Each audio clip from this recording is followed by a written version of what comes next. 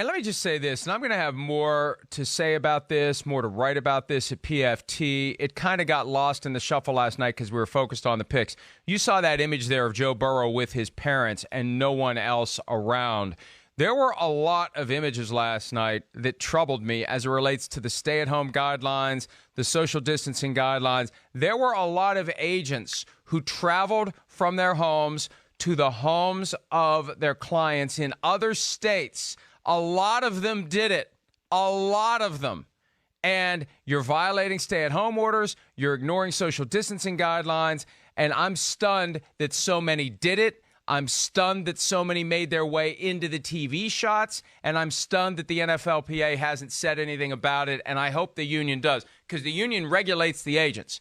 And at a time when I think the union is doing a very good job of sending the right messages and setting the right tone when it comes to the pandemic and how to handle the coronavirus and all of that, the idea that, I don't know, half of the agents last night representing the top 32 picks got on a plane and flew from presumably a state with a stay-at-home order to another state with a stay-at-home order to be in the house, to be in the shot, to be on TV with their client, that to me, that's the most overlooked development last night that is yet to fully be explained, discussed, and analyzed, in part because we've got 32 picks to analyze. But I just wanted to hit pause right there, Chris, and point that out, because Burrow did it the right way. His agents weren't there. It was him and his parents. So many of these other shots, it sent a message that doesn't mesh with everything we've been told for the last 5 weeks.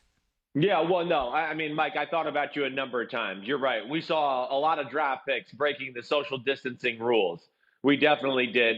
And, free agents as well. It's a tough decision. Again, some of these draft picks, this is a life-defining moment. They got family over that's close to them. I mean, we didn't see big parties or gatherings or anything like that.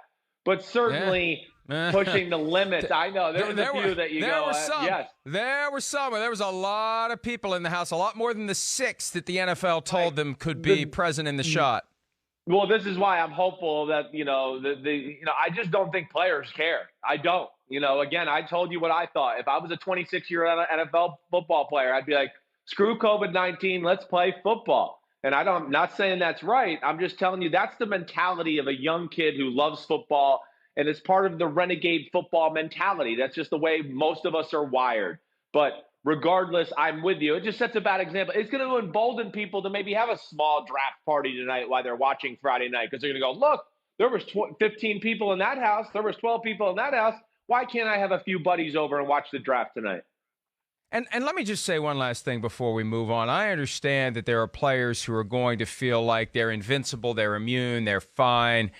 There are plenty of NFL players, and college players for that matter, who are morbidly obese. It goes with the territory of being an offensive or defensive lineman. And let me tell you something. All it takes is one of those guys to die from this, and it's all getting shut down until there's a vaccine, until testing is as easy as pressing a button. And that's one of the real concerns here. So enough of that for now. But I wanted to at least plant a flag and say I was very troubled by what I saw last night, because ultimately that's a product that the NFL is pulling out of these homes and piping into millions of other homes. And I wish that someone would have said, we're not showing that image. No. Sorry, we know we got the camera in the house. We're not showing that image because we don't want to send that message to the rest of the world, Chris. And I think the NFL should have been willing to do that. Well, no, I hear you. I mean, you're right. And then hopefully they'll send out some notice to some of these people tonight. But, let's save this topic for Monday when the draft is over, okay? But let's get into the draft and the picks of the players right now. But this is exactly why no one's going to talk about it today. This is why it's important for us to talk about it. We can't just press pause on reality and say, they get an exception. No, they don't get an exception. We need to hold them accountable. By Monday, we move on. Today, it's worth saying. Now we can move on. Hi, I'm Mike Tirico, and thanks for watching. Make sure to hit subscribe for the latest news and highlights from NBC Sports.